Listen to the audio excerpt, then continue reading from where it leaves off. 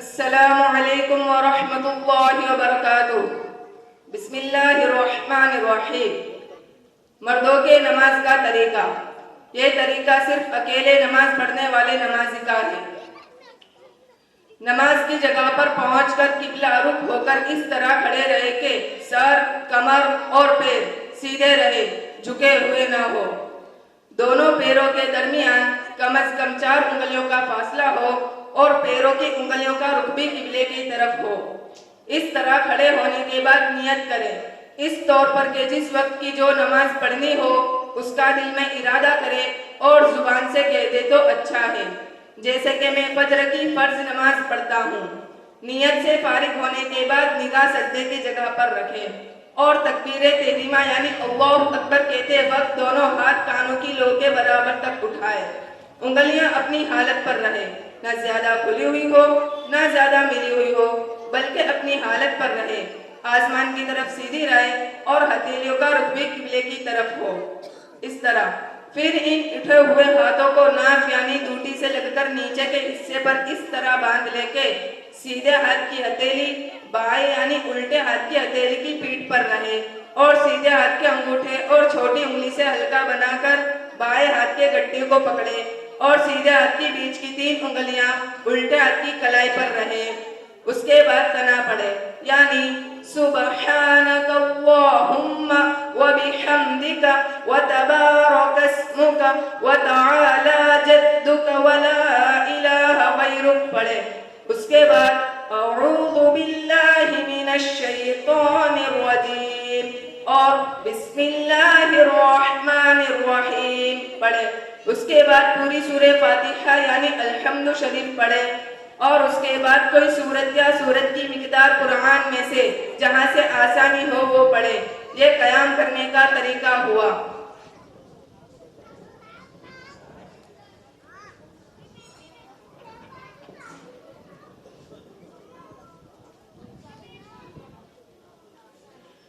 بسم اللہ الرحمن الرحیم۔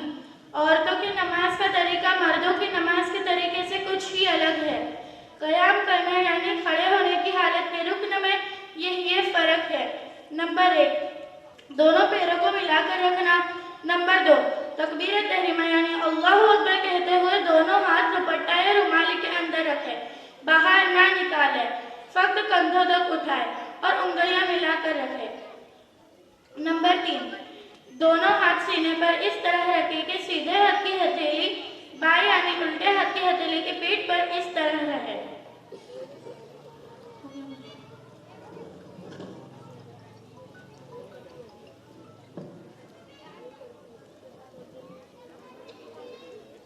مردوں کے رکوع کرنے کا طریقہ۔ قیام سے فارغ ہونے کے بعد اللہ اکبر کہتے ہوئے اس طرح جھکے کہ سر، پیٹھ اور کلہے ایک سدھ میں آ جائے، کوئی حصہ اونچا یا نیچا نہ رہے۔ اس کے بعد دونوں ہاتھوں کی انگلیوں کو اس طرح کھول کر دونوں ہاتھوں سے دونوں پیر کے گھٹنوں کو مضبوطی سے پکڑے، ہاتھ کی کلائیاں اور بازویں سیدھے رہے، جھکے ہوئے نہ ہو، پیر کی پنڈلیاں سیدھی رہے، جھکی ہوئی نہ ہو اور نگاہ پیر پر رہے۔ رکوع میں 3 مرتبہ یا 5 یا 7 یا جتنا سہولت ہو ایک ہی سنکھیا میں سبحان ربی العظیم پڑھے۔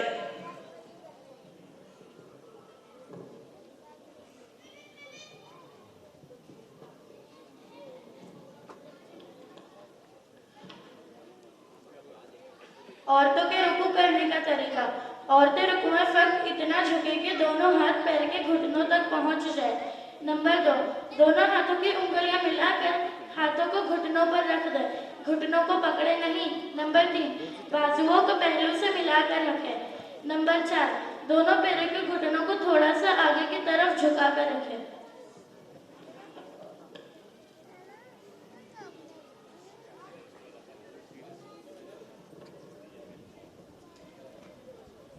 رکوع سے فارغ ہونے کے بعد مردوں کے قوما کرنے کا طریقہ۔ رکوع سے فارغ ہونے کے بعد سمع اللہ لمن حمدہ کہتے ہوئے اس طرح کھڑے ہو جائے کہ سر، کمر اور پیر سیدھے رہے، جھکے ہوئے نہ ہو۔ اس کے بعد ربنا لک الحمد کہے اور قوما میں نگاہ سجدے کی جگہ پر رکھے۔ مردوں کے سجدہ کرنے کا طریقہ۔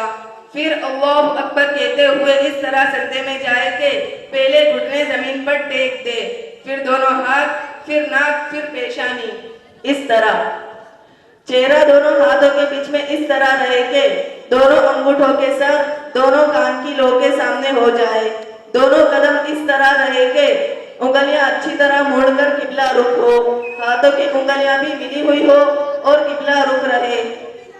سجدے میں بازو پہلوؤں سے الگ، پیٹ رانوں سے الگ اور کوہنیاں زمین سے اٹھی ہوئی رہے، اس طرح کھول کر سجدہ کرے۔ سجدے میں نگاہ ناک پر جما دے اور سجدے میں 3 مرتبہ یا 5 یا 7 یا جتنا سہولت ہو ایک ہی سنکھیا میں سبحان ربی الاعلیٰ پڑھے۔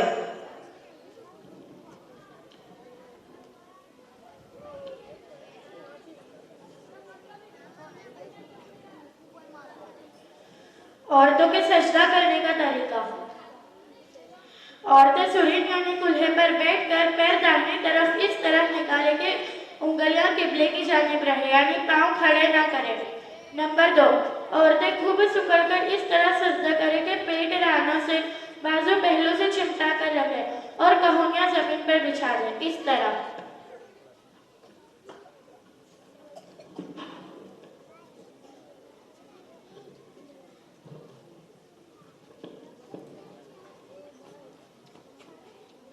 جلسہ یعنی دونوں سجدوں کے درمیان بیٹھنے کا طریقہ۔ نمبر 1، سجدے سے اٹھتے وقت اللہ اکبر کہتے ہوئے پہلے پیشانی، پھر ناک، پھر ہاتھ اٹھائے۔ نمبر 2، بائیں یعنی الٹے پیر کو بچھا کر اس پر بیٹھ جائے اور دائنا پیر انگلیوں کے بل اس طرح کھڑا رکھے کہ انگلیوں کا رخ بھی قبلے کے جانب ہو جائے۔ نمبر 3، دونوں ہاتھ رانوں پر اس طرح رکھے کہ انگلیوں کے آخری سیرے گھٹنے کے کنارے پر رہے۔ نمبر 4، انگلیاں اپنی حالت پر قبلہ رخ ہو۔ نمبر 5، اور نگاہ گود پر رہے۔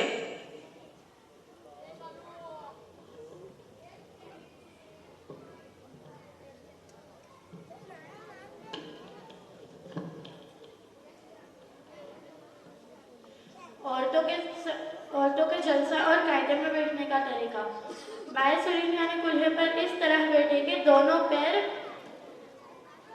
داہنی یعنی سیدھی جانب نکال لے اور داہنی پنڈلی بائیں پنڈلی پر رکھ لے۔ نمبر 2، دونوں ہاتھوں کی انگلیاں خوب ملا کر رانوں پر رکھ دے۔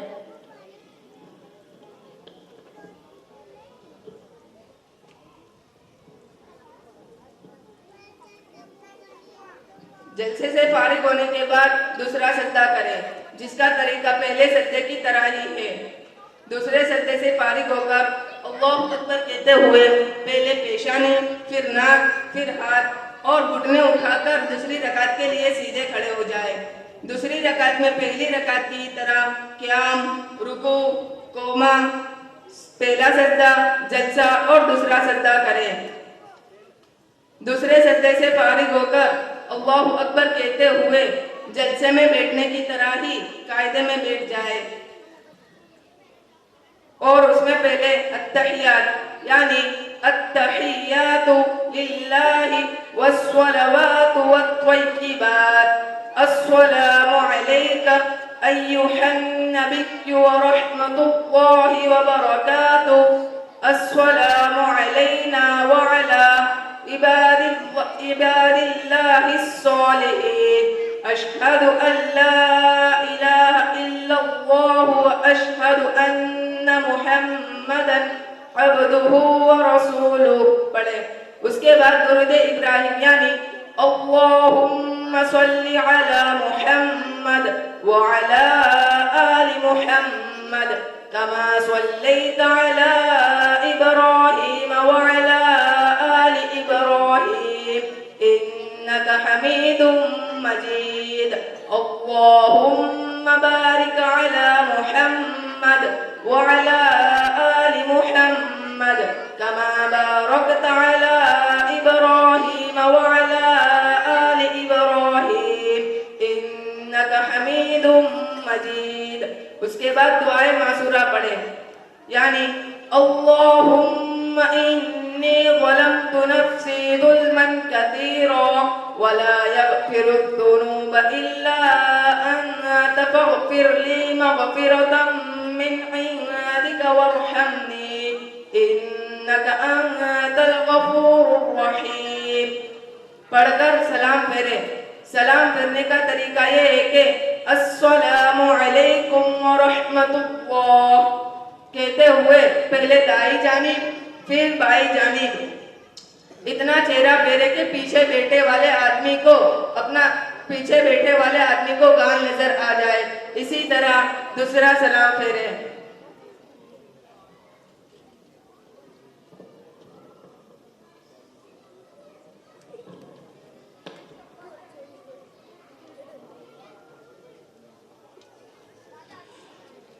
جیسا کہ ابھی آپ حضرات کے سامنے 3 بچوں میں سے ایک بچے نے وضو کا طریقہ پیش کیا اور ایک بچے نے نماز کا طریقہ پیش کیا اور ایک بچے نے جو ہے عورتوں کی نماز کا طریقہ پیش کیا. میں حضرت الاستاد اور حضرت محترم صاحب سے درخواست کرتا ہوں کہ اگر اس نمونے کے اندر اگر کسی بھی قسم کی کمی بیشی ہو یا کسی بھی قسم کی تصحیح کی ضرورت ہو تو بندے کو مطلع فرما کر بندے کی جو ہے اصلاح فرما دیں. اس کے بعد جب حضرت محترم صاحب سے جب فراغت ہوئی اور جب حضرت مفتی حفظ الرحمان صاحب کی خدمت میں حاضری ہوئی تو حضرت الاستاد کے سامنے بھی میں نے یہی بات پیش کی کہ حضرت یہ قوم کے بچے ہمارے پاس امانت ہیں, ان کی صحیح تعلیم و تربیت کے متعلق ہمیں کچھ نصیحت فرما دیں. تو اس موقع پر حضرت نے بہت سی نصیحتوں سے ہمیں نوازا, لیکن خاص طور پر جس نصیحت کی طرف حضرت نے توجہ فرمائی وہ یہ ہے کہ آج کا جو یہ فتنے کا دور ہے, امت جو ہے انحطاط میں جا رہی ہے. یہ نونہال بچے تمہارے پاس امانت ہیں. جیسے تم ان کے اعمال کی درستگی کی فکر کرتے ہو ویسے ہی ان کے عقائد کی فکر کرنا یہ تمہاری ذمہ داری میں آتا ہے. اس لیے جو ہے اور حضرت نے خاص طور پر کہا کہ عقائد تو بہت ہیں لیکن فی الحال جو ہے توحید کے عقائد کو مضبوطی سے تھامنے کی ضرورت ہے. حضرت کی اس بات کو دل پر لیتے ہوئے الحمدللہ ہمارے یہاں پر محفوظات کا نصاب ہے. محفوظات کے نصاب میں جو ہے بچوں کو 40 حدیثیں یاد کروائی جاتی ہیں, 40 دعائیں بھی یاد کروائی جاتی ہیں اور مختصر سیرت کے عنوان پر 40 جملے بھی یاد کروائے جاتے ہیں. حضرت کے کہنے کی بنیاد پر اس سال جو ہے ہم نے 40 عقیدوں کا بھی اضافہ کیا ہے. یہ عقیدے جو ہے آپ کے سامنے بطور نمونے پیش کرنے کے لیے میں دعوت دیتا ہوں محمد بن یاسین کو کہ وہ آئے اور عقائد پیش کریں.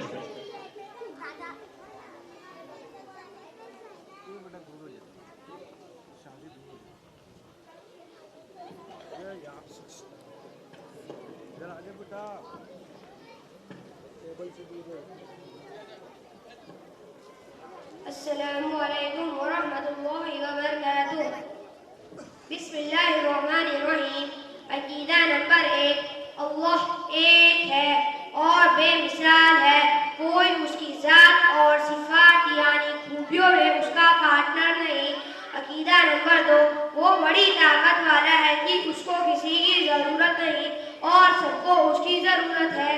وہ زندہ ہے, ہمیشہ سے ہے اور ہمیشہ رہے گا. اس کو کسی نے پیدا نہیں کیا, نہ اس کے ماں باپ ہیں نہ بیوی بچے. اللہ تعالیٰ نے فرشتوں کو نور سے پیدا کر کے ہماری نظروں سے چھپا دیا. عقیدہ نمبر 7, کوئی بھی چھوٹی بڑی چیز اس سے ڈھکی چھپی ہوئی نہیں ہے.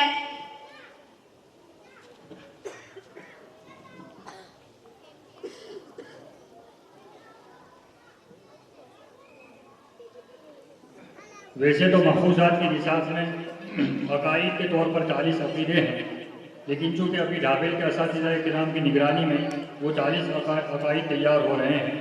ابھی جو ہے فی الحال جو ہے سانسی عقیدے تیار ہوئے ہیں.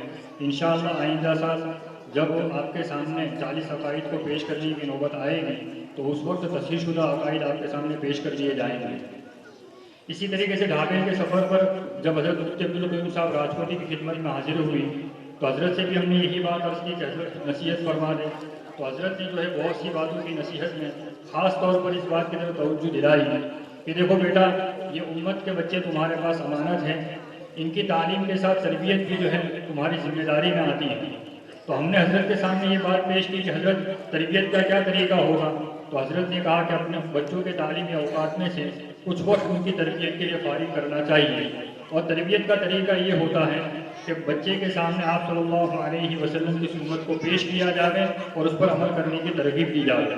الحمدللہ ہم نے حضرت کی اس بات کو دل پر لیتے ہوئے بچوں کے جو تعلیمی اوقات ہیں اس میں سے آخری 10 منٹ ہم نے تربیت کے لیے فارغ کی ہیں۔ میں حضرت محترم صاحب کے سامنے بھی اور اسی طریقے سے حضرت استاد کے سامنے تربیت کے چند نمونے پیش کرتا ہوں، آپ جو ہیں اس پر جو ہے تصحیح یا تصویب فرما دیں۔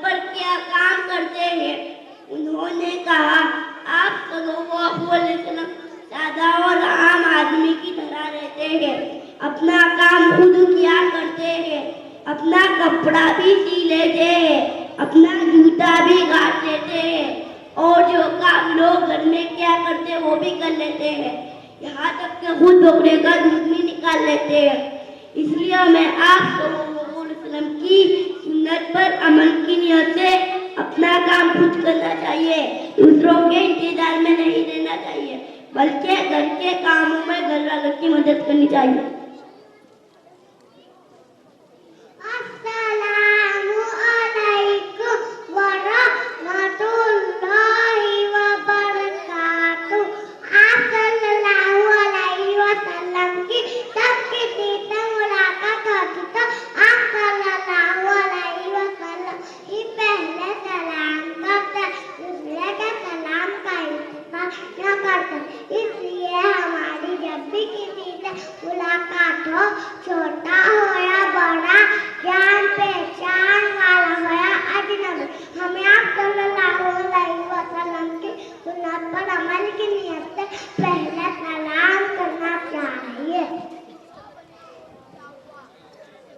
السلام علیکم ورحمۃ اللہ وبرکاتہ.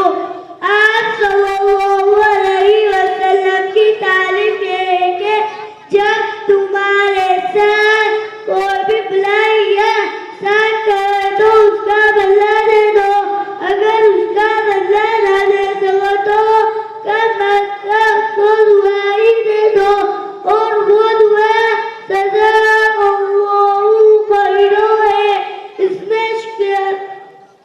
اس لیے ہمارے ساتھ کوئی بھی بلائی یا احسان کرتا ہے تو ہمیں تھینک یا دھنیہ واد کہنے کے بجائے سزا اللہ خیروں کہنا چاہیے. اس میں شکریہ ادا کرنا بھی ہے اور اسے دعا دینا بھی ہے. السلام علیکم ورحمۃ اللہ وبرکاتہ. بسم اللہ الرحمن الرحیم. جب ہم کسی بھی کام کرنے کا ارادہ کریں یا کسی سے کوئی وعدہ کریں تو انشاءاللہ کہنے کی عادت بنانی چاہیے کیونکہ اللہ تعالیٰ ہمارے نبی صلی اللہ علیہ وسلم کی ایسے موقع پر انشاءاللہ کہنے کی تعلیم دی ہے. السلام علیکم ورحمۃ اللہ وبرکاتہ. آپ صلی اللہ علیہ وسلم عام طور پر عشاء کی نماز کے بعد فوراً سو جایا کرتے تھے اور رات کے آخری حصے میں عبادت کرتے تھے. اس لیے ہمیں آپ صلی اللہ علیہ وسلم کی سنت پر عمل کی نیت سے عشاء کی نماز کے بعد جلدی سونے کی عادت بنانی چاہیے تاکہ رات کو اللہ کا ذکر اور عبادت کرنا آسان ہے اور صبح کی نماز آسانی سے پڑھنی نصیب ہے جو بہت بڑی دولت ہے.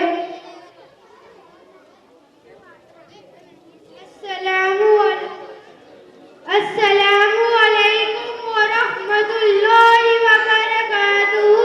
جب ہم کسی انسان یا کسی چیز کو دیکھیں اور وہ ہمیں خوبصورت یا اچھی لگے تو بیوٹیفل وغیرہ کہنے کے بجائے ماشاء اللہ لا حول ولا قوت الا باللہ کہے کیونکہ بری نظر لگنا سچ ہے اور یہ آپ صلی اللہ علیہ وسلم کی سنت ہے. اس پر عمل کرنے کا فائدہ یہ ہوگا کہ ماشاء اللہ کہنے سے سنت کا ثواب ملے گا اور اس چیز کو بری نظر بھی نہیں لگے گی. السلام علیکم ورحمۃ اللہ وبرکاتہ. بسم اللہ الرحمن الرحیم.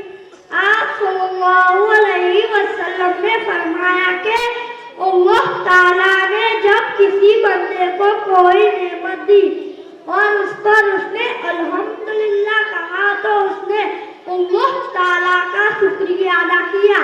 اس لیے ہمیں جب بھی کوئی نعمت ملے چاہے وہ چھوٹی ہو یا بڑی سنت کی نیت سے الحمدللہ کہنے کی عادت بنانی چاہیے جس سے ہم اللہ تعالیٰ کے شکر گزار بندے بنیں گے اور اللہ تعالیٰ کی دی نعمت میں بڑھوتری بھی ہوگی انشاءاللہ.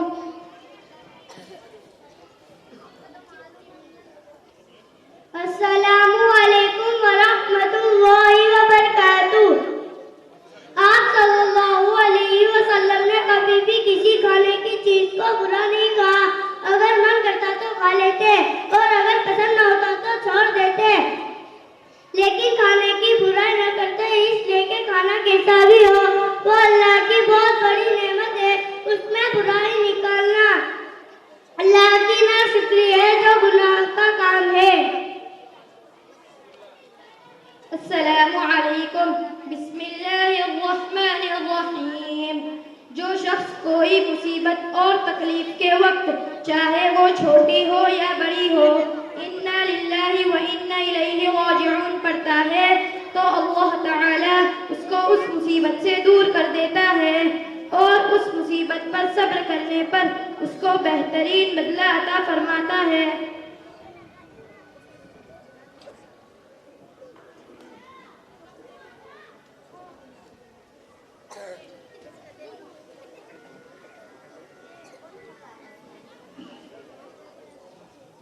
آپ کے سامنے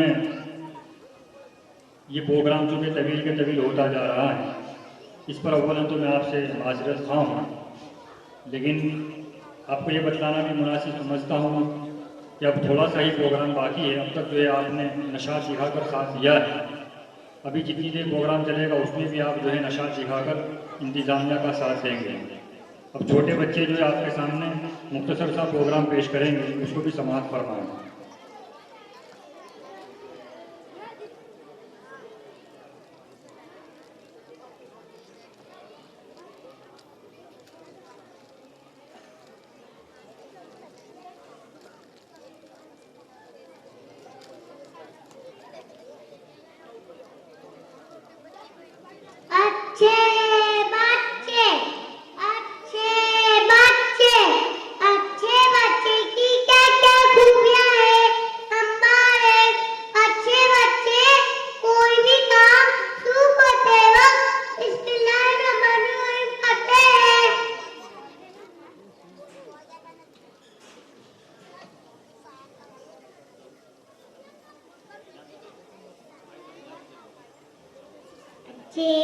بچے گھر میں داخل ہو کر سب سے پہلے سلام کرتے ہیں۔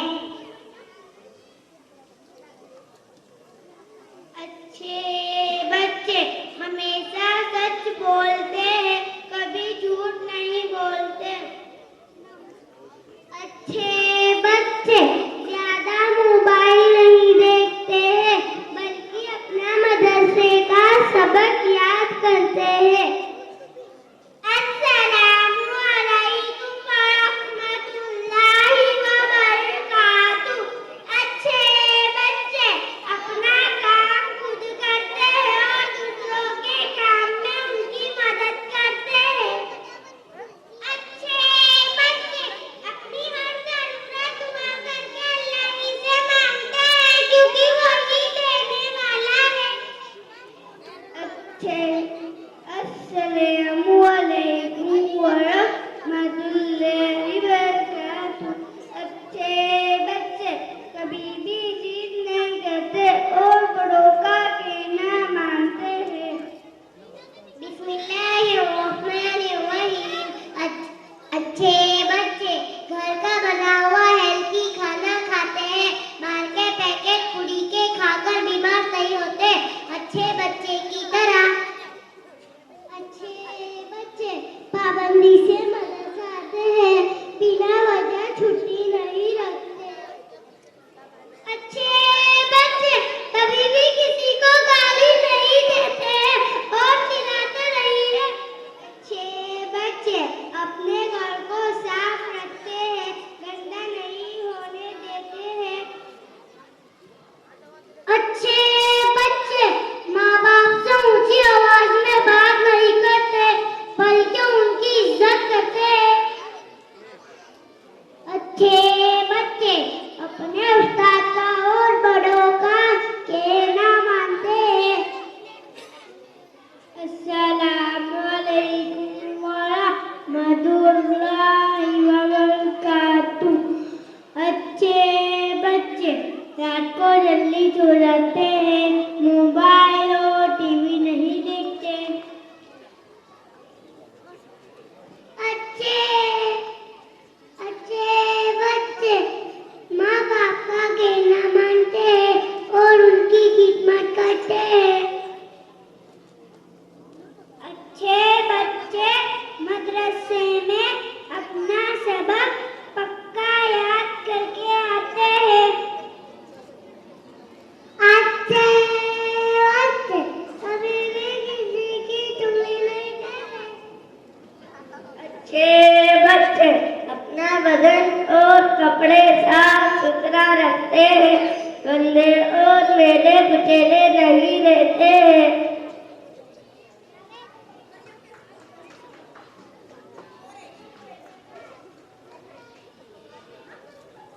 وہ بچے جنہوں نے اس سال ناظرہ قرآن کریم کی تکمیل کی ہے، وہ آخری سبق حضرت معتمم صاحب کی خدمت میں پیش کریں گے۔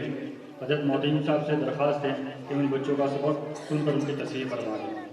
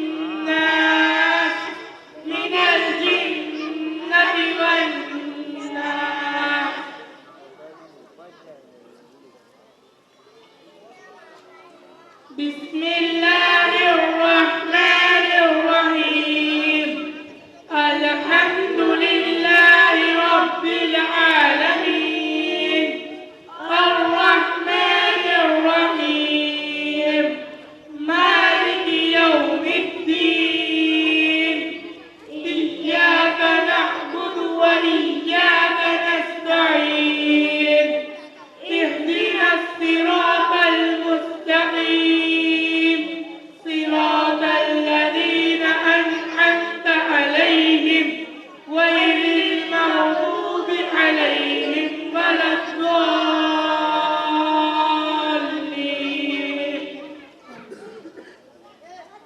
بسم الله الرحمن الرحيم. ألف لام ميم. ذلك الكتاب لا ريب فيه هدى للمتقين الذين يؤمنون بالغيب ويقيمون الصلاة ومما رزقناهم ينفقون والذين يؤمنون بما أنزل إليك وما أنزل من قبلك وبالآخرة هم يوقنون. أولئك على هدى من ربهم وأولئك هم المفلحون. صدق الله العظيم.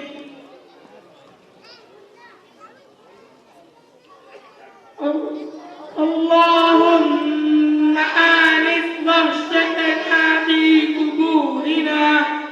اللهم ارحمنا بالقرآن العظيم واجعله لنا إماما ونورا وهدى ورحمة. اللهم ذكرنا منه ما جهلنا وعلمنا منه ما جهلنا وارزقنا تلاوته آناء الليل وآناء النهار واجعله لنا حجة يا رب العالمين. آمين.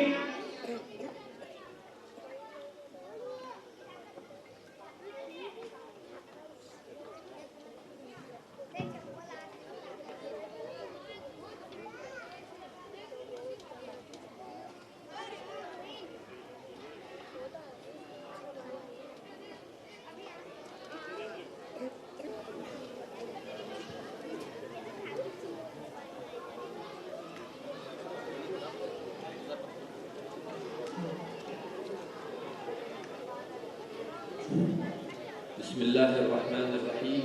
الحمد لله رب العالمين والصلاة والسلام على أشرف الأنبياء والمرسلين وعلى آله وصحبه أجمعين. أما بعد. أعوذ بالله من الشيطان الرجيم. بسم الله الرحمن الرحيم. يا أيها الذين آمنوا قوا أنفسكم وأهليكم نارا وقودها الناس والحجارة عليها ملائكة غلاظ شداد لا يعصون الله ما أمرهم ويفعلون ما يؤمرون.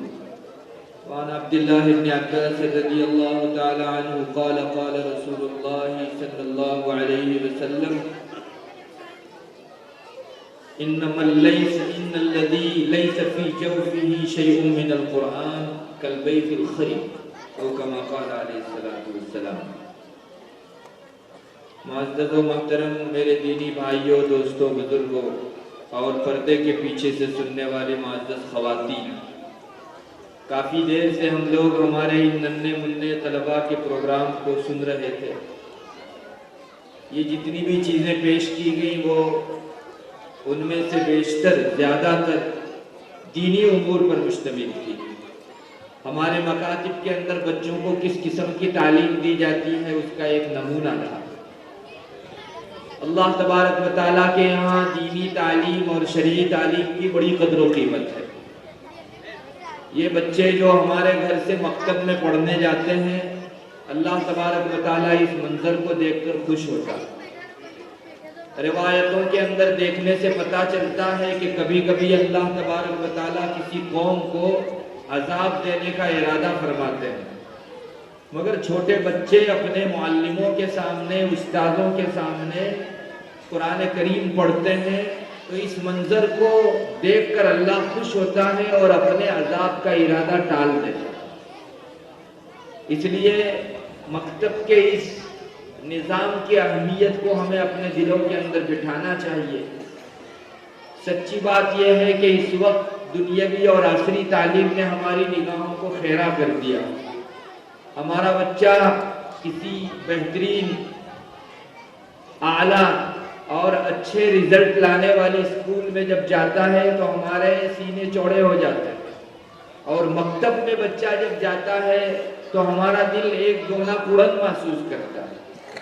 یاد رکھیے، عصری تعلیم ہزار مرتبہ بھی اگر جمع کر دی جائے، اللہ تبارک و تعالیٰ کے کلام کے ایک مختصر سی آیت کے درجے میں وہ نہیں ہو سکتی۔ ہے دنیا کی کسی تعلیم کے اوپر اس بات کا اللہ کی طرف سے وعدہ کہ اس میں والدین کی مغفرت کر دی جاتی ہے؟ کیا جیومیٹری پر، سائنس پر، میتھس پر یہ کچھ وعدے آئے ہیں اللہ کی طرف سے؟ ہرگز نہیں۔ ہاں، بچہ مکتب میں بسم اللہ الرحمن الرحیم پڑھتا ہے تو اس پر مستقل اللہ تعالیٰ کی طرف سے وعدہ ہے۔ چنانچہ ابن الحاج نے اپنی مدخل میں یہ روایت ذکر کی ہے کہ جب بچہ اپنے استاذ کے پاس بسم اللہ الرحمن الرحیم پڑھتا ہے تو اللہ تعالیٰ اس کی برکت سے اس بچے کی، اس کے والدین کی اور اس کے استاذ کی مغفرت فرما دیتے ہیں۔ دنیا کے کسی علم کے اوپر مغفرت کا وعدہ نہیں ہے۔ ہاں، اللہ کے کلام کو پڑھنے اور سیکھنے کے اوپر بڑے بڑے وعدے ذکر کیے گئے ہیں۔ اس لیے ہمیں مکتب کے نظام کی اہمیت کو سمجھنا چاہیے۔ ہمیں ضرورت ہے کہ ہم لوگ مکتب بھی اپنے بچوں کو خوشدلی کے ساتھ بھیجیں۔ اسکول کے لیے، عصری تعلیم کے لیے بچوں کو جس طرح بھیجا جاتا ہے اس سے کہیں زیادہ خوشی ہمیں مکتب کے لیے بھیجنے کے موقع سے ہونی چاہیے۔ یہاں مکتب میں استاد بچوں کو جو کچھ سکھاتے ہیں یہ ایک تعلیم کے درجے کی چیز ہے۔ اس کے بعد ماں باپ کا فرض ہو جاتا ہے کہ وہ اپنے گھروں میں ان تعلیم کو چلتا پھرتا کرے۔ ہمارا بچہ اگر یہ ہم کو بتاتا ہے کہ ہمیں استاد نے مکتب میں سکھایا کہ کسی بھی کام کو شروع کرنے سے پہلے بسم اللہ پڑھنی چاہیے، اب ماں باپ کا فرض ہوگا کہ پریکٹیکل، عملی طور پر اپنے گھر کے ہر کام کے شروع میں خود بھی بسم اللہ پڑھے، اور بچہ اگر کسی موقع پر نہیں پڑھتا تو اسے روکیں اور ٹوکیں اور بتائیں کہ تم جو پڑھ کے آئے ہو اس کو اپنی عملی زندگی کے اندر لانا ہے۔ کہنے کو یہ بہت مختصر سی چیز ہے، مگر ماں باپ کی توجہ اگر بچے کی طرف ہوتی ہے تو یہ تعلیم اس کی زندگی میں اترتی ہے۔ اب تک تو یہ معصوم بچے یہاں مجلسوں میں کھڑے ہو کر، استاد کے سامنے کلاس میں کھڑے ہو کر سنا دیتے ہیں، لیکن ان کی زندگی میں جب تک یہ تعلیم نہیں آئے گی اس وقت تک یہ تعلیم پختہ نہیں کہی جا سکتی۔ اور یہ رول ماں باپ کا ہے، ماں باپ اپنے گھروں کے اندر اس کو ادا کریں۔ بچہ کھانے بیٹھے تو ماں اور باپ اس کے بسم اللہ پڑھنے، دعا پڑھنے کے اوپر نظر رکھے۔ اگر نہیں پڑھتا تو ماں باپ کا فرض ہے کہ وہ اپنے بچوں کو عملی تعلیم دیتے ہوئے محبت سے کہیں کہ بیٹے استاد نے جو سکھایا وہ صرف کتاب میں رکھنے اور زبان پر محفوظ رکھنے کے لیے نہیں ہے، بلکہ اس موقع پر بسم اللہ پڑھنی چاہیے۔ جن جن گناہوں کی نشاندہی مکتب میں کی جاتی ہے، ماں باپ کا فرض ہے کہ وہ ان بچوں کو ان گناہوں کے کرنے کے موقع سے پریکٹیکل روکے۔ سچ کہتا ہوں، جن گھروں کے اندر روک ٹوک کا ماحول ہوتا ہے، نیکیوں کی ترغیب کا ماحول ہوتا ہے، اس گھر کا بچہ مکتب کی تعلیم کو اپنی زندگی میں چلتا پھرتا کر دیتا ہے۔ یہ پرسن جب بڑا ہوگا معاشرے کا ایک بہترین فرد بنے گا اور نہ جانے اپنے جیسے کتنے ہی دوسرے بچوں کی اصلاح کا ذریعہ بنے گا۔ ہم ماں باپ اس سلسلے میں کوتاہی برتتے ہیں کہ بچے نے مکتب میں جو سیکھا اس کے جاری کرنے کا ہم پر جو فرض ہے اس کو ادا نہیں کرتے. بس بچے نے سیکھ کر اپنی زبان پر محفوظ کر لیا, اسی پر بس کرتے ہیں. سب سے بہترین چیز تو یہ ہے کہ ماں باپ خود ان چیزوں پر عمل شروع کر دیں. بچے کو کچھ کہنے کی ضرورت نہیں ہے. آپ نے نہیں دیکھا جن گھرانوں کے اندر نماز کا اہتمام ہوتا ہے, مائیں بھی نماز کا اہتمام کرتی ہیں اور گھر کے مرد بھی اہتمام کرتے ہیں, ان بچوں کے نماز کی الگ سے فکر کرنے کی بالکل ضرورت نہیں ہے. وہ بچہ یا بچی اپنی ماں کو اپنے بچپنے سے دیکھتی ہے کہ میری ماں جو ہی اذان ہوتی ہے فوراً جو ہے وضو کرنے اور نماز کی تیاری میں لگ جاتی ہے. انشاءاللہ روزانہ 5 مرتبہ یہ بچی اپنی ماں کو اس اہتمام کے ساتھ نماز پڑھتی دیکھے گی. اس کے جب نماز پڑھنے کے ایام آئیں گے, اس کو جب شعور ہوگا, سوجھ بوجھ ہوگی, اس بچی کو کچھ کہنے کی ضرورت نہیں ہے. اس کے دل میں وہ منظر رچ بس گیا ہے کہ میری ماں کو میں دیکھتی تھی. انشاءاللہ عمر بھر کے لیے اس بچی کے نماز کا پابند ہونے کی ایک شکل تیار ہو جائے گی. یہی حال بچوں کا ہے. بچے اپنے ماں باپ کو خوب دیکھتے ہیں. ہم لوگ شاید اس طرف اتنی توجہ نہیں کرتے جتنی بچے ہمارے ایک ایک حرکت کے اوپر ان کی نظر رہتی ہے. اس بچے کے دل میں آپ کا منظر نقش ہو رہا ہے. اگر کوئی باپ نماز اذان ہونے کے موقع سے نماز کی تیاری کرتا ہے, بچہ یوں بولے گا نہیں, معمولی عمر کا بچہ ہوگا لیکن اپنے دل کے اندر وہ اس کی تصویر بٹھا لے گا. میرے باپ کو میں ہر مرتبہ دیکھتا تھا, اللہ کی اذان ہوئی سارے کام کاج چھوڑ دیے اس نے, اور اس نے جو ہے وضو کر, میرے والد نے وضو کیا اور وضو کرنے کے بعد نماز کی طرف چل دیا. انشاءاللہ یہ بچہ عمر بھر پابند صلاۃ رہے گا. لیکن یہ فریضہ ہم ماں باپ چکتے ہیں. مجھے یہ کہنے کی ضرورت پڑ رہی ہے کہ مائیں اور والد گھر کے جتنے بھی افراد ہیں اپنے بچوں کی پریکٹیکلی اور عملی زندگی کے اندر آپ کا جو رول ہو سکتا ہے وہ ایک معلم کا رول نہیں ہو سکتا. بچہ استاد کے پاس 2 گھنٹہ, 1.5 گھنٹہ, 2.5 گھنٹہ رہتا ہے اور باقی پورا وقت آپ کے پاس گزارتا ہے. اگر ہم نے ان بچوں کی تعلیم تربیت کے پیچھے دھیان نہیں دیا تو یہ کچھ مدت کے بعد زبان سے اڑ جائے گی, دل سے ختم ہو جائے گی. ہمارے علماء نے بڑی پتے کی بات ذکر فرمائی ہے کہ علوم کو یاد کرنا ہو تو عملی زندگی میں لے آؤ. ایک بچہ ہے رٹتا ہے, نماز میں 51 سنتیں ہیں, نماز میں 51 سنتیں ہیں, نمبر 1, نمبر 2, نمبر 3, نمبر 4, لیکن اپنی عملی زندگی میں نہیں لاتا تو چند روز بعد وہ بھول جائے. لیکن جس نے ان 51 سنتوں کو اپنی زندگی میں شروع کر دیا, نماز میں اہتمام سے ان کو برتا, اس بچے کو عمر بھر ایسی یاد ہو جائے گی کہ رکھنے والے آدمی کو اتنی یاد نہیں ہوتی. اس لیے میں ماں باپ کو اس موقع پر خصوصی توجہ دلاؤں گا. پہلی بات تو یہ ہے کہ ان مکاتب کو اپنا محسن سمجھیے. یاد رکھیے آپ کی ذمہ داری اور آپ کا فرض تھا کہ اس بچے کو آپ قرآن, عقائد, سیرت, سب چیزوں کی تعلیم دیتے, مگر الحمدللہ ماں باپ اپنے کام میں ہیں اور مکاتب والے اپنے کاندھوں کے اوپر یہ بوجھ آپ کا, پورے معاشرے کا, پورے سماج کا اٹھا رہے ہیں. ان سے بڑا محسن آپ کا کوئی نہیں ہو سکتا. کوئی اسکول, کوئی یونیورسٹی, کوئی کالج آپ کے بچے کو بڑی سے بڑی ڈگری دلوا دے, لاکھوں روپے کی تنخواہ کا انتظام کرا دے, وہ جتنا بھی کچھ کرے, مدرسے میں مکتب کے معلم نے آپ کے بچے کو جو علم دین دیا, یہ سب مل کر اس کا عشر عشیر بھی نہیں بن سکتا. مکتب کا استاد جو دیتا ہے وہ بے بدل ہے, وہ آپ کے ایک دینی فریضے کو آپ کے کندھے سے اتار رہا ہے. اس لیے ہمیں چاہیے کہ ہم اللہ کے حضور ان اہل مکتب کے لیے دعا بھی کریں اور اپنے بچوں کو اہتمام سے مکتب میں بھیجیں. مجھے بڑا افسوس ہے اس بارے میں کہ امت مسلمہ دنیاوی تعلیم کے لیے جس قدر چوکنا اور الرٹ ہے, اس کی آدھی بھی مکتب کے لیے الرٹ نہیں ہے.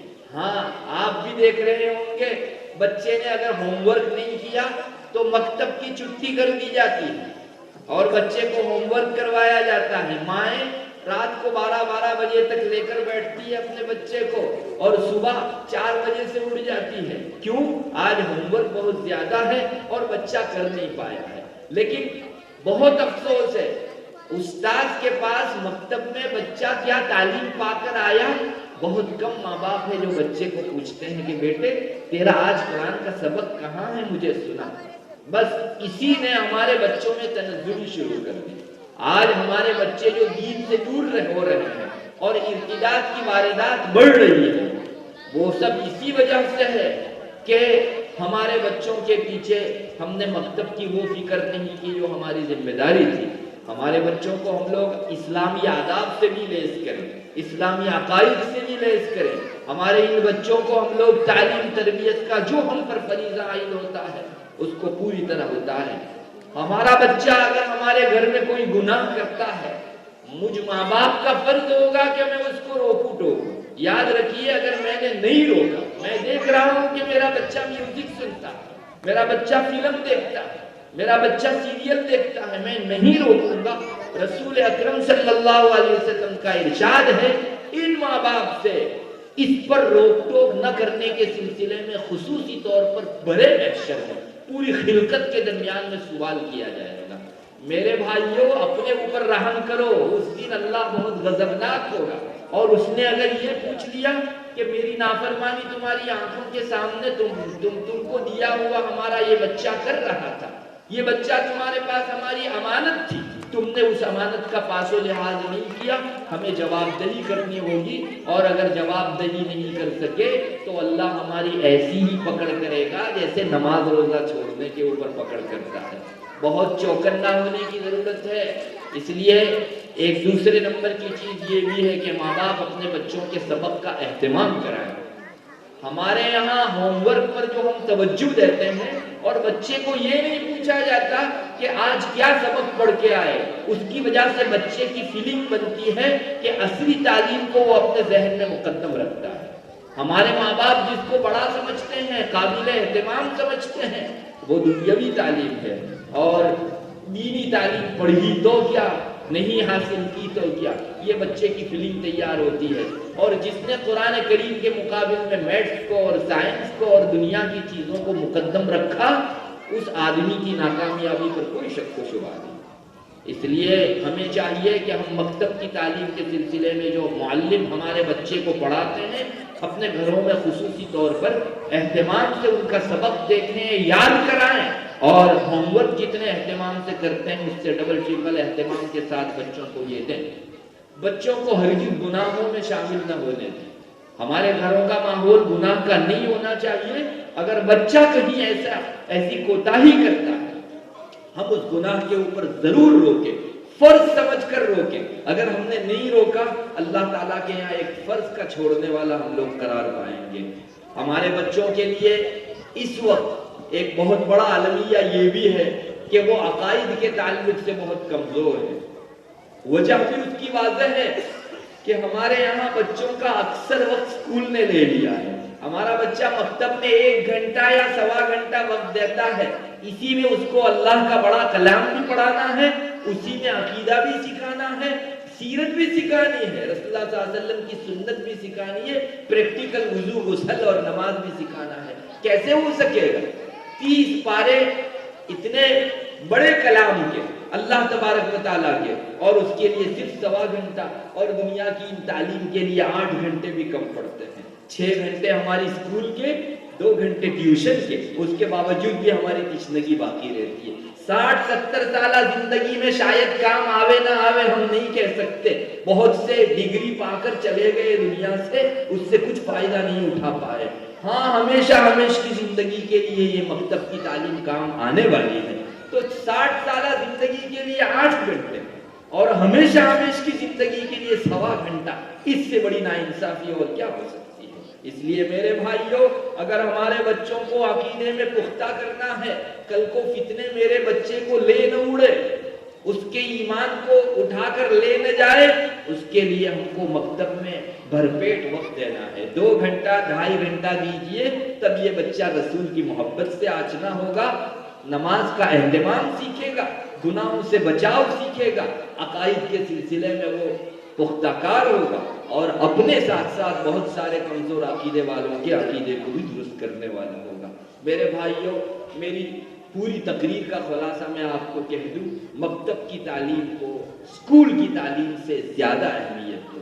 ہمارا رب خوش ہوگا، بچوں کی حفاظت کا سامان ہوگا، ارتداد کی یہ واردات کم ہوگی، اور ہمارا بچہ معاشرے میں اسلامی تشخص کے ساتھ سر اٹھا کر جی سکے گا.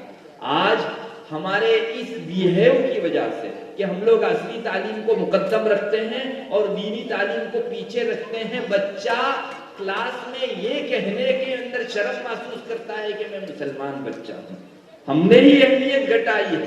میں تو پھڑک اٹھا، ہمارے یہاں سورت میں ایک شخص ہیں، وہ کافی اسکول کے اندر بھی خدمت کرتے ہیں اور مدرسوں اور جو ہے دینی تعلیم سے بھی وابستہ ہے. انہوں نے مجھ کو سنایا کہ بچے کو اگر کلاس میں کھڑا کر کے یہ پوچھا جائے کہ تم اپنی پہچان بتاؤ تو میں مسلمان ہوں اتنا بولنے میں اسے آر محسوس ہو رہی ہے. میرے بھائیوں، ہم نے ان بچوں کے کو کیا دی؟ اگر بچہ اسلام جو شرف کی چیز ہے اس میں آر محسوس کرے اور MBBS اور فلاں ڈگری بولنے کے اندر جو ہے اپنے اعزاز کو محسوس کرے، تو اس بچے کا حق ہم ماں باپ نے مارا ہے، اور اس میں کوئی دوسرا گنہگار نہیں، ماں باپ گنہگار ہیں. اس لیے اسے شرف سے اعزاز کے ساتھ اسلام کی تعلیمات دو، اور یہ بتاؤ کہ اسلام کا ہر حکم اتنا بڑا ہے کہ دنیا کی ساری تعلیمات اس کے سامنے پانی پھرتی ہے. اللہ کرے ان حقائق کو ہم لوگ پہچاننے والے بنے. اور میرے بھائیوں، آپ پوچھیں گے یہ سب کہاں حاصل ہوگا؟ میرا ایک ہی جواب ہے، مکتب میں حاصل ہوگا. اس مکتب کو آپ اپنے گھر کے اندر تازہ کیجئے، اللہ آپ کے گھر کو کبھی ویران نہیں فرمائے گا. اس بچے کے رزق کا مالک اللہ ہے. آپ نے دینی تعلیم دلوائی، اللہ اس کو عزت کی روٹی کھلائے گا، اور اس کی برکت سے آپ خبر میں ہوں گے. اللہ تبارک و تعالی آپ کے حق میں نامہ اعمال جاری باقی رکھے گا. اس لیے اس موقع کے اوپر یہ تہیہ کرنے کی ضرورت ہے کہ پچھلے دنوں ہم سے جو کچھ دینی تعلیم کے سلسلے میں کوتاہی ہوئی ہے، آئندہ ہم لوگ اس سلسلے میں کوتاہی انشاءاللہ نہیں کریں گے. اللہ اس قسم کے مکتب کو اور آباد فرماوے، اور ہماری توجہ کو آج تک جو کر رہے تھے اس سے کہیں زیادہ ہم کو جو ہے متوجہ فرمائے اس طرف. میں مبارکبادی پیش کرتا ہوں مولانا زکریا کو اور ان کے ساتھیوں کو، جنہوں نے بچے کے پیچھے محنت کی، اور ہمارے ان بچوں کے اوپر محنت کر کے انہوں نے ان کی ایمان کی حفاظت کا سامان کیا. اللہ تعالیٰ اور بھی جو کچھ ہماری ذمہ داریاں بنتی ہیں اور ہمارے ذمے میں فرض بنتے ہیں، ہماری مسئولیات ہیں، ان سب کی طرف ہم کو متوجہ فرماوے، اور خوب اہتمام کے ساتھ یہ دینی تعلیم کے سلسلے جاری رہیں. اللہ تبارک و تعالی ہماری اس مجلس کو قبول فرمائے. جو کچھ چکیں کوتاہیاں مجلس میں ہو چکی ہیں، اللہ تعالیٰ ان سب کو معاف فرمائے. وآخر دعوانا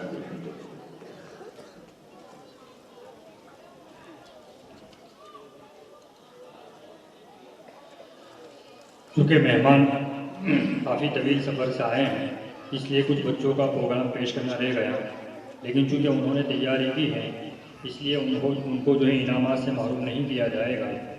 ابھی جو ہے استاد محترم حضرت مفتی افضل الرحمان صاحب دعا کروائیں گے. دعا سے فراغت کے بعد جن جن بچوں نے حصہ لیا ہے جلسے میں، ان لوگوں کو انعامات سے نوازا جائے گا مولانا ناظم صاحب کے ہاتھ سے. اس کے بعد جو آنے والے مہمانوں کے لیے آئس کریم کا بطور شیرینی کے نظم کیا گیا ہے. اس لیے جو ہے یہاں خوشبو اور خوشبو کا ماحول قائم کرے، اٹھنے کی فضا قائم نہ کرے. ابھی دعا ہوگی، دعا ہونے کے بعد چونکہ مہمان کو آگے سفر بھی ہے رات کو، اس لیے مہمان یہاں سے تشریف لے جائیں گے. مہمان کے بدل کے طور پر مولانا ناظم صاحب آئیں گے. وہ جن بچوں نے جلسے میں حصہ لیا ہے ان کو جو ہے انعامات سے نوازیں گے. اس کے بعد جو ہے مہمانوں کے لیے بطور شیرینی کا آئس کریم کا نظم کیا گیا ہے، وہ جو ہے تناول کر کے جائیں. اللہ تعالیٰ آپ کو بہترین بندہ نصیب کرے. بسم اللہ الرحمن الرحیم. اللہم انت السلام منک السلام تبارک یا ذی الجلال والاکرام. اللہم صلی علی محمد النبی الامی وعلی آلہ وسلم تسلیما. ہے اللہ ہمارے گناہوں کو معاف فرما. ہم لوگ بڑے گنہگار ہیں، بہت خطا کار ہیں، بہت سیاہ کار ہیں. اللہ تیری روزی کھا کر، تیرا رزق کھا کر تیری ہی نافرمانی کی. اے اللہ ہمارے چھوٹے بڑے نئے پرانے جان کر کیے ہوئے، انجان کر کیے ہوئے، دن کے اجالوں میں کیے ہوئے، رات کی اندھیریوں میں کیے ہوئے سرًا علانیتاً اجتماعاً انفراداً کیے ہوئے سب گناہوں کو معاف فرما۔ اے اللہ ہم نے تیرے بھی بڑے حقوق پامال کیے، معاف فرما۔ تیرے بندوں اور مخلوق کو بھی بہت ستایا، اے اللہ ان کی بھی بہت حق تلفیاں کی، اے اللہ ان سے بھی معافی تلافی کی ہمیں توفیق مرحمت فرما۔ یا الہ العالمین آئندہ نیکیوں کے کاموں پر ہمیں گامزن فرما، برائیوں سے ہماری حفاظت فرما، اپنی مرضیات پر زیادہ سے زیادہ چلا کر نامرضیات سے ہماری پورے حفاظت فرما۔ یا الہ العالمین تو نے ہمیں یہ بچے عطا فرمائے امانت کے طور پر، اے اللہ جیسے معصوم تو نے عطا کیے ان کو بہترین تعلیم دے کر ایسے ہی معصوم تجھ تک لوٹانے کے لیے اے اللہ ہم کو کوشش کرنے کی توفیق بھی عطا فرما۔ یا الہ العالمین اس امانت میں خیانت کرنے سے ہماری پورے حفاظت فرما۔ اے اللہ بچوں کی دینی تعلیم اور شرعی تعلیم کا ہم دنیاوی اور عصری تعلیم سے زیادہ اہتمام کرنے والے بنے، ایسا ماحول مسلمانوں نے قائم فرما۔ اے اللہ تیری کتاب کی بے شک ہم نے ناقدری کی اور دنیا کی انسانوں کی لکھی ہوئی غلطی سے بھری ہوئی کتابوں کی اللہ ہم نے قدردانی کی۔ اے اللہ یہ ہمارا بہت بڑا جرم ہے، اے اللہ تو ہمارے اس جرم کو معاف فرما۔ اے اللہ تیری وہ کتاب جس میں غلطی کا کوئی شائبہ اور گزر نہیں، اس کو اپنے سینے سے لگا کر حفظ جان بنانے کی توفیق عطا فرما۔ ہماری زندگیوں میں اس کی تعلیمات کو اتار دے۔ اللہ گھر کے اندر رہتے ہوئے ہم ماں باپ کا اپنی اولاد کی تعلیم و تربیت کے حوالے سے جو کچھ فرض بنتا ہے ان کی ادائیگی کی توفیق عطا فرما، اس کا اہتمام نصیب فرما، اس کا فکر نصیب فرما۔ اللہ کہیں ایسا نہ ہو کہ کل کو ہمارے ان بچوں کو اللہ ان کے گناہوں کے اوپر محشر میں کھڑا کر کے پوچھے تو وہ اس کی نسبت ہم ماں باپ کی طرف کریں اور ان کی وجہ سے ہم کو بھی سزا بھگتنی پڑے۔ اللہ ہمارے حفاظت فرما۔ اللہ ہمارے اپنے گناہ کہاں کم ہے جو ہم ان بچوں کے گناہوں کا بھی بوجھ اپنے سر پر لیں۔ اللہ ان کی بہترین تعلیم و تربیت میں ہمارا جو کچھ حصہ لگ سکتا ہے لگانے کی توفیق عطا فرما۔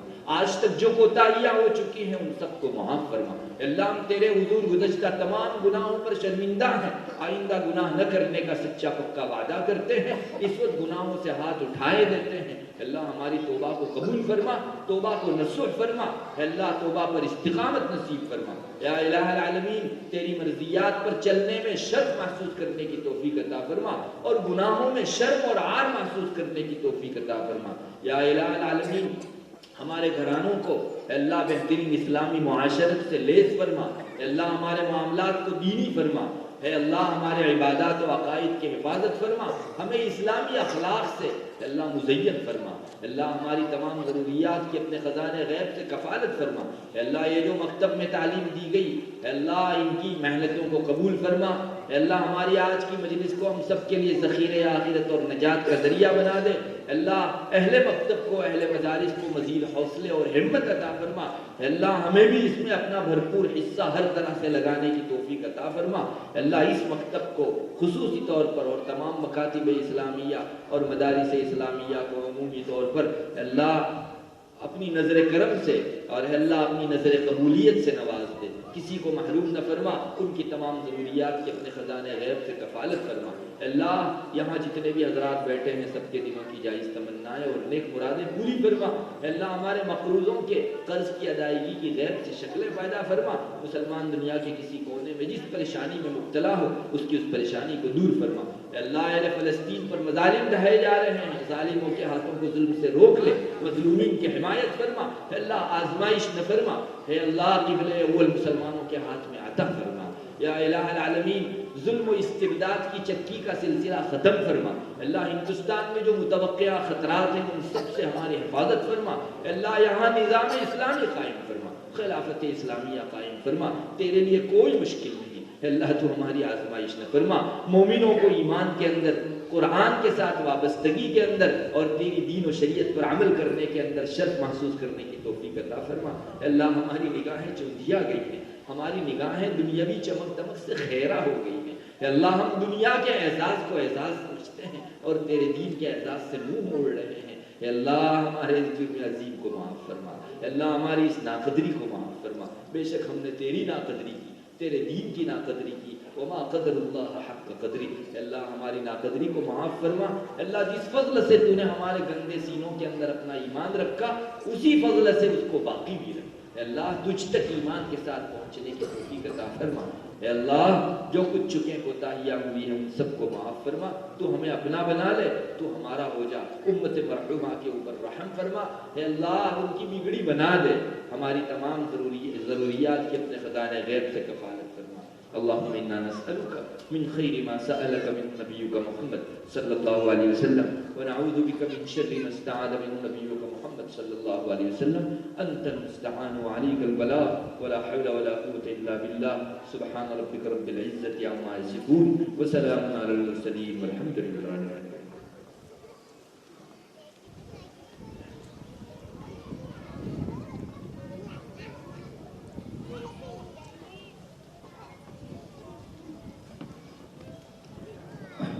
تمام والی حضرات سے درخواست ہے کہ وہ اٹھنے کی فضا نہ بنائیں، اس لیے کبھی بچوں کے انعامات تقسیم ہوں گے۔ والی اگر جو اٹھنے کی فضا بنائیں گے بچوں کی حوصلہ شکنی ہوگی، انہوں نے محنت کی ہے، اس لیے ان کو ان کے انعام خوشبو اور خضوع کے ساتھ وصول کرنے میں ان کا تعاون فرمائیں۔ میں جو ہے حضرت مفتی حضور الرحمان صاحب سے درخواست کرتا ہوں کہ وہ اپنے ہاتھوں سے بچوں کے پیچھے محنت کرنے والے اساتذہ کرام کو انعامات سے نوازیں۔